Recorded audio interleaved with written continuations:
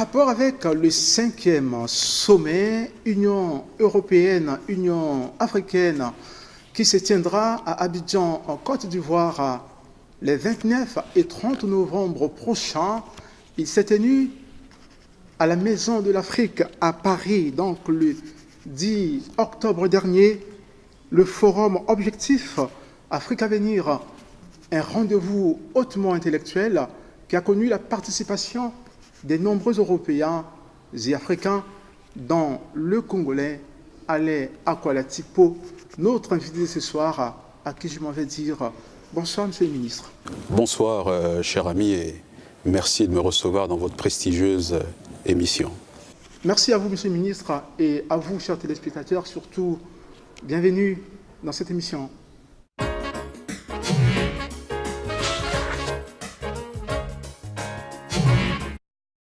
Monsieur le Ministre, la première question qui me vient à l'esprit se rapporte avec l'approche définitionnelle du club Objectif Afrique à venir. Comment est-ce que vous définissez cet organe? Écoutez, je ne peux pas en donner une définition stricto sensus parce que je n'en suis pas le promoteur, parce qu'il faut rendre à César ce qui est à César. Et je tiens ici à dire que c'est une initiative prise par Alain Dupuis, un Français, qui m'a été présenté lorsque l'ancien ministre français Jacques Toubon s'occupait de la célébration du cinquantenaire des indépendances du continent africain, voilà. Donc cinquantenaire de la décolonisation de l'Afrique, et j'avais été donc invité au Quai d'Orsay. Et donc M. Jacques Toubon nous a présenté, et ça va faire plus de 10 ans que nous avons des échanges justement sur la politique française en Afrique, etc. Et donc cet homme qui était adjoint au maire, donc à la mairie de Bordeaux, oui. Qui est un homme d'affaires, cela va faire 4 générations avec le continent africain, a travaillé avec Chaban Delmas, parce qu'il a commencé à la mairie de Bordeaux avec Chaban Delmas, et ensuite lorsque M. Alain Juppé est arrivé, l'a maintenu. Donc il a un regard assez pertinent sur l'Afrique, et donc il a estimé qu'il était nécessaire qu'il puisse mettre en place ce cercle de réflexion, on appelle aujourd'hui think tank, pour essayer d'avoir un nouveau regard sur l'Afrique, non seulement de la part de la France, mais aussi que les Africains aient un nouveau regard sur eux-mêmes. Monsieur le ministre, en qualité de qui avez-vous pris part à ce rendez-vous? Je suis aujourd'hui à ma 3e participation à ces colloques, et on participe à ces colloques de manière personnelle. C'est à titre personnel, mais c'est un espace qui rassemble non seulement des hommes politiques, anciens hommes politiques, des universitaires, des industriels, des chercheurs, des hommes qui sont parfois qui font le travail de l'ombre, comme on dit, et tout ceci pour avoir, si vous voulez, une discussion intelligente, claire, sans tabou, sur un certain nombre de problématiques qui intéressent les relations entre l'Afrique et la France. Voilà. Concrètement, ce colloque a eu pour thème principal, mais sous-tendu par des thèmes assez forts, c'est l'avenir de la jeunesse. Pas seulement de la jeunesse africaine, mais aussi de la jeunesse européenne. Le thème de ce forum se rapporte aussi avec le thème du 5e sommet qui aura lieu à Abidjan prochainement. Effectivement, c'est en prévision donc, de ce sommet, parce qu'aujourd'hui, le président français Emmanuel Macron a fait une déclaration qu'on peut considérer comme étant fondatrice et importante. C'est qu'il a déclaré que l'Afrique devait être au cœur de la politique française et de celle de l'Europe.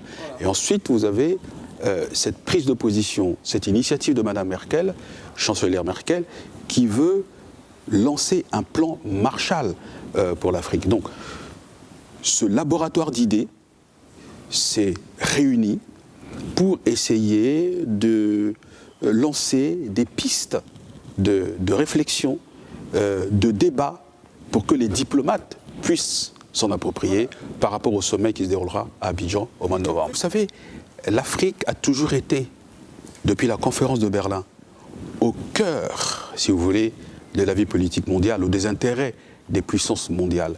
Mais l'Afrique doit changer aujourd'hui, c'est-à-dire ne plus être cette espèce d'acteur passif de l'économie mondiale, mais être capable, génération après génération, s'émancipant, de dire « Ok, nous sommes là, nous suscitons de l'intérêt, mais nous voulons aussi devenir, si vous voulez, un acteur, j'allais dire, actif, si j'ose dire, de l'histoire du monde et de notre propre histoire. Monsieur le ministre, certains observateurs voient à travers la démarche d'Alain Dupouille une volonté de relancer la France-Afrique, qui est aujourd'hui apparemment en perte de vitesse, il faut le dire. Justement, le fait que Alain Dupouille, qui aujourd'hui, dans sa 4e génération, travaille avec le continent africain et les pays d'outre-mer, parce que c'est son grand-père qui a créé son entreprise, c'est un autochtone de Bordeaux, si j'ose dire, eh bien, il souffre, lui et d'autres, à la fois en France et en Afrique, et je fais partie de ces personnes-là, où on enferme, si vous voulez, la relation entre la France et nos pays à travers ce concept péjoratif de France-Afrique. Ça veut dire mafia, magouille, corruption, etc. Voilà, et au détriment des peuples. Donc, voilà pourquoi je vous ai dit que c'est un cercle de réflexion qui réunit des personnes qui ont quand même des itinéraires de vie, à la fois sur le plan professionnel, sur le plan politique, sur le plan économique, non seulement du côté de l'Afrique avec la France, de la France avec l'Afrique, en élargissant à l'Europe, eh bien pour qu'on imprime une nouvelle orientation. Et c'est en cela qu'on considère que le sommet donc, qui se déroulera à Abidjan sera un sommet décisif pour aborder, si vous voulez, de manière transparente et sans tabou un certain nombre de sujets. Vous serez certainement de la partie, non ? Non, pas du tout. Je ne suis pas un officiel. Voilà. Je ne suis pas un officiel. J'ai été donc à ce colloque et vous me faites l'honneur de venir, si vous voulez, décliner ici les conclusions de ce colloque. À quand une telle démarche entre nous, Africains ? Je dois vous dire que depuis que je participe à ces différents colloques, je découvre d'autres frères, la Guinée, Cameroun, Sénégal, Mali, Mauritanie, Afrique du Sud, Afrique de l'Est, notamment vers Djibouti, etc. Donc vous sentez qu'il y a aujourd'hui sur le continent, eh bien, une espèce de... d'éveil, non ?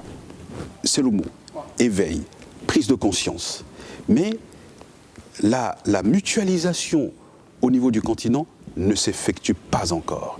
Et c'est en cela que non seulement ce colloque permet d'avoir des échanges avec les autres, j'allais dire, homologues, membres de ce cercle de réflexion européen et français, mais aussi entre nous, Africains.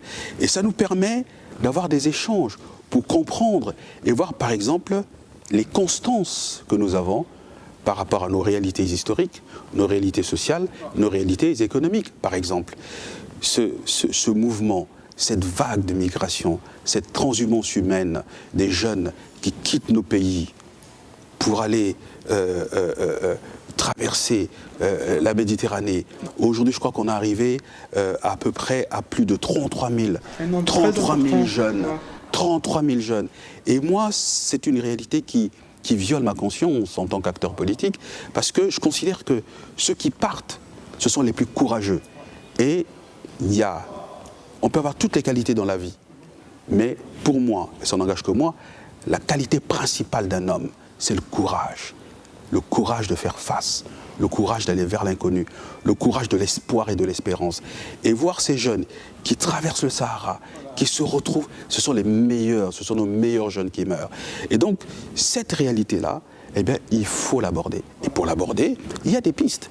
Et ces pistes partent d'abord par rapport au fait que c'est vrai, nous vivons actuellement des situations de crise liées à des contre-chocs pétroliers, à la chute drastique des matières premières, mais également par rapport à certaines insuffisances que nous avons pu faire montre au niveau de la gouvernance économique et financière de nos pays, mais pour l'Europe, eh bien, cette transhumance humaine est un défi migratoire considérable, pas seulement avec l'Afrique, mais avec la Syrie et tous les autres pays. Et au-delà de cela, eh bien, il y a une réalité sécuritaire. Voilà pourquoi je dis que dans cet espace, il y avait également des personnes qui analysaient ces flux migratoires et leur impact au niveau sécuritaire. Et donc, on propose que la France, l'Europe, puissent regarder avec les pays africains non seulement la mise en place de certaines politiques économiques, bien entendu sous-tendues par des réformes structurelles, économiques, mais en même temps en étudiant comment est-ce que la France et l'Europe peuvent, si vous voulez, changer de logiciel dans la manière dont on perçoit le partenariat économique avec l'Afrique. Voilà pourquoi on pense, aujourd'hui, ils sont arrivés à la conclusion que les Africains, effectivement, doivent trouver le moyen de diversifier leurs économies en transformant les matières premières sur place. Les entreprises européennes qui souvent bénéficient non seulement nos pays, par exemple l'aide au développement, les fonds gérés par le Fonds européen de développement, donc le FED, comment essayer d'imaginer que ces fonds soient étudiés? Comment les mettre à la disposition des pays? Est-ce qu'il ne faut pas les mettre à la disposition du secteur privé européen? Et instaurer une espèce de dialogue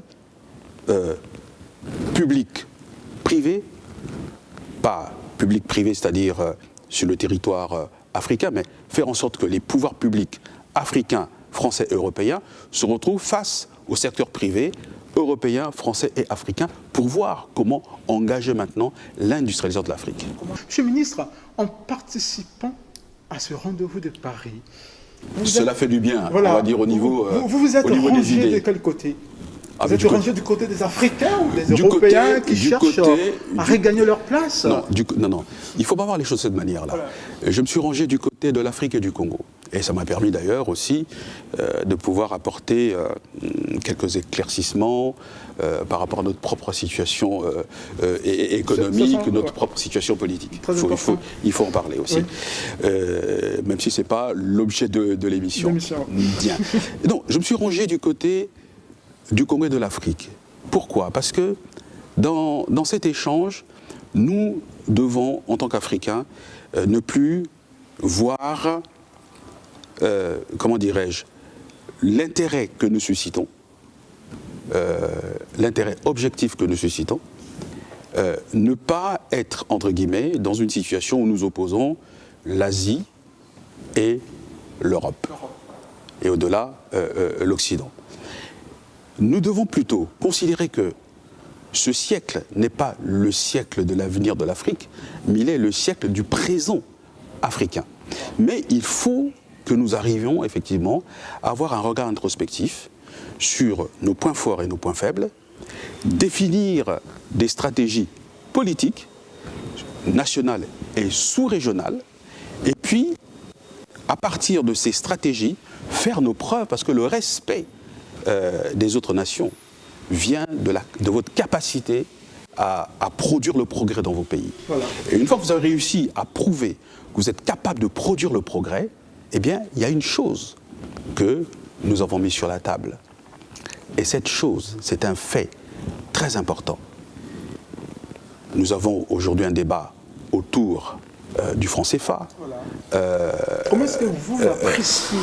Non, ce débat, pour moi, il ne faut pas le vivre avec une certaine émotion. C'est-à-dire, il faut regarder les choses froidement. Premièrement, une monnaie reflète la force et la puissance économique d'un pays. Voilà. Je prends un exemple. Dans les années 70, je n'étais peut-être pas encore né, eh bien, il y avait un slogan. Au Zaïre du président Mobutu à l'époque, le Zaïre sera une nation développée en 1980. C'était l'objectif 80. Eh bien, pourquoi? Parce qu'à l'époque, les cours des matières premières au Zaïre à l'époque faisaient en sorte que, eh bien, le Zaïre, monnaie, comme on disait, équivalait à 2 $. Et le Zaïre, à l'époque, avait environ un tissu industriel d'à peu près 5000 entreprises. Vous voyez? Et on pouvait partir de Kinshasa avec le Zaïre et aller faire ses courses à New York sans faire le change. Wow. Vous voyez? Donc, à cette époque-là, eh bien, on constatait que ce pays pouvait espérer un développement puisqu'il y avait des chaînes de montage d'Iveco, de Volkswagen, de Ford, ainsi de suite. Mais qu'est-ce qui s'est passé à un moment donné? Il y a ce qu'on appelle la zaïrianisation. Donc, on a nationalisé le tissu économique, comme nous l'avons fait chez nous. Et à partir de là, contre-performance. Mais en même temps, il y a une réalité géopolitique mondiale, c'est la chute d'Allende au Chili et l'arrivée des Chicago Boys qui ont pris en main l'économie chilienne. Et à ce moment-là, le Chili contrebalance la RDC, concurrence le Zaïre à l'époque sur un certain nombre de matières premières et la monnaie s'est écroulée.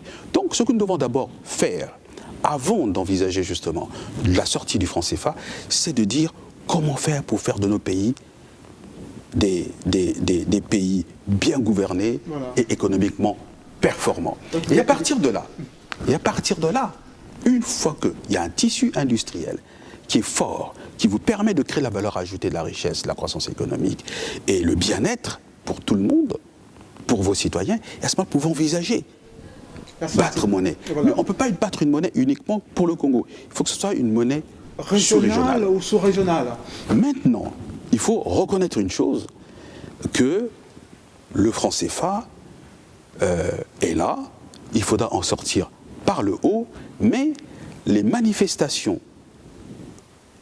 contre cette monnaie sont des manifestations de ce qu'on appelle les afro-descendants, c'est-à-dire les jeunes Africains qui sont nés à l'étranger, en France, en Europe, aux États-Unis, etc. Mais donc il faut saluer justement le courage d'aborder cela, parce que ça interpelle les dirigeants. Et eux, ils vivent, si vous voulez, quelque part, comment dirais-je, la lenteur de l'évolution économique de l'Afrique, malgré tout le potentiel que l'Afrique a, ils le vivent comme une espèce de frustration. Et donc, il exprime à travers ce combat anti-franc CFA qu'il faut respecter. Mais il y a aussi un fait important, cher ami, c'est que depuis que les sociétés qui exploitent nos ressources minières se sont installées dans nos pays et que on a signé des accords, si vous voulez, d'installation, eh bien, on permet à ces entreprises d'exporter notre uranium, notre pétrole, notre bois, etc. De façon pas anarchique. Non, de manière correcte. Rationnelle. De manière rationnelle. C'est vrai, il peut y avoir des petits soucis. Mais le fond du problème, c'est que le produit des ventes de ces matières premières ne revient pas dans le pays. Il est placé ailleurs. Donc, certains économistes avertis considèrent que si demain, la France, l'Europe, le monde, et nous-mêmes, nous voulons être un partenaire économique structurellement solide, eh bien, il faut que le produit de ces ventes, pas la totalité, parce que l'économie mondiale aujourd'hui, elle est ce qu'elle est, mais on estime que si 10% de ces produits financiers, de ces recettes, sont ramenés dans nos pays, eh bien, ça va donner à nos pays une base économique et financière structurellement solide pour devenir des partenaires. Monsieur le ministre, après l'étape de Paris en France, oui, vous avez mis le cap sur les États-Unis d'Amérique. C'était pour quel but? J'adore la question. Mais il n'y a pas de but précis. Voilà. Vous savez, je peux vous le dire, l'ambassade des États-Unis m'a fait le privilège en mars 1997, à l'époque où je travaillais au niveau du comité de privatisation à l'époque, et ce processus intégrait le programme d'ajustement structurel de notre pays, donc un programme d'ajustement renforcé qui avait été signé donc en 1994. Nous devions non seulement assainir les finances publiques, désengager l'état du système productif et marchand, et moi je m'occupais justement de la mise en place d'une stratégie de communication pour expliquer cette transition systémique. Voilà. Et l'ambassade des États-Unis, à ma grande surprise, suivait certainement ce que je faisais et m'a sélectionné parmi bon nombre d'Africains, eh bien, pour aller aux États-Unis, pour découvrir l'expérience américaine en matière de privatisation. Alors, lorsque vous avez une trentaine d'années et que par la suite vous devenez ministre de la Communication et que vous avez le privilège de préparer l'arrivée du président Denis Sassou Nguesso aux États-Unis, donc président de l'Union africaine, et bien sa rencontre, son audience avec le président George Bush, et que vous êtes dans une délégation dans laquelle je me souviens, il y avait Serge Déco, Okuya, conseiller du président, Madame Lebumba, Lucien Bata aujourd'hui, patron de Forbes, Africa, l'ambassadeur Serge Mumbouli, et que vous allez au département d'État discuter avec Jennifer Fraser, et que demain vous poursuivez le ministre des Zones économiques spéciales. Donc à un moment donné, on peut quand même vous appeler pour dire, écoutez, venez discuter un peu avec nous, voilà, pour que nous essayions de comprendre ce qui se passe un peu dans votre pays, dans la sous-région, etc. Et c'est bon de parler. Le monde a besoin de dialogue. Voilà. Le monde a besoin d'explications. Et souvent, il y a des explications un peu exagérées sur notre réalité. C'est vrai que notre pays traverse aujourd'hui une période très difficile. Nous sommes aujourd'hui dans des négociations avec le Fonds monétaire international. Il faut faire confiance au président, au Premier ministre, au gouvernement, et je dirais même aux forces vives de notre pays, pour que nous ne politisons pas la relation que nous devons avoir avec le Fonds monétaire, les négociations que nous devons conduire avec le Fonds monétaire, qui seront certainement rudes. Mais je suis persuadé que nous avons l'énergie suffisante pour pouvoir nous en sortir. Justement en rapport avec cette crise qui secoue la République du Congo, la crise elle est mondiale, il faut le rappeler. Bien sûr. Si vous a été donné l'occasion de suggérer quelque chose pour que le Congo puisse sortir de cette situation, il faut dire dramatique. Je ne peux rien suggérer, cher ami. Formuler mais je peux apporter un petit commentaire. Souvent nous manquons de recul. Voilà. Au Congo, nous manquons de recul et nous décidons sans avoir non seulement une vision prospective, et en même temps une sorte de regard par le passé. Ce que nous vivons aujourd'hui, cher ami, eh bien, c'est la conséquence, si vous voulez, des réformes que nous n'avons pas été capables de faire depuis, je veux dire, les années 94.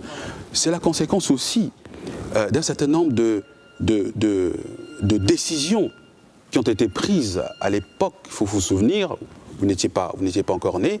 Nous avons eu dans le pays, comme ça, un mouvement, avant qu'il y ait le premier pass avec le Fonds monétaire, un mouvement qui avait un soubassement politique, des syndicalistes au niveau de la SNE, la SNDE, ATC, etc., qui avaient exigé à l'époque une augmentation de salaire. On avait doublé les salaires, qui avaient mis en place des conventions collectives totalement disparates, etc. Et les conséquences financières de ces mesures ont eu pour impact, à l'époque, je me souviens, quand j'étais dans le dossier, les 6 entreprises stratégiques pesaient 6% en termes d'endettement, 6% du PIB national. En termes de salariés, il y avait peut-être environ 15 000 salariés. Mais à l'époque, ces mesures n'ont pas été acceptées par Denis Sassou Nguesso. Mais il était mis en minorité. Parce qu'à l'époque, on était dans ce mouvement, la perestroïka, la démocratisation, etc. Et on n'a pas l'honnêteté, on n'a pas l'honnêteté politique de faire cette rétrospective historique pour dire, on a fait ça à telle époque, mais ces mesures ont une conséquence. Donc, ça nous emmène à quoi? Au premier pass, ensuite au deuxième pass renforcé, avec une réduction des salaires de 20%, et malheureusement, aux différentes guerres civiles. Et quand nous sortons des guerres civiles, eh bien, on est tous focalisés sur la réconciliation, la reconstruction. Et de manière, j'allais dire, souterraine, eh bien, on n'a pas, je crois, eu,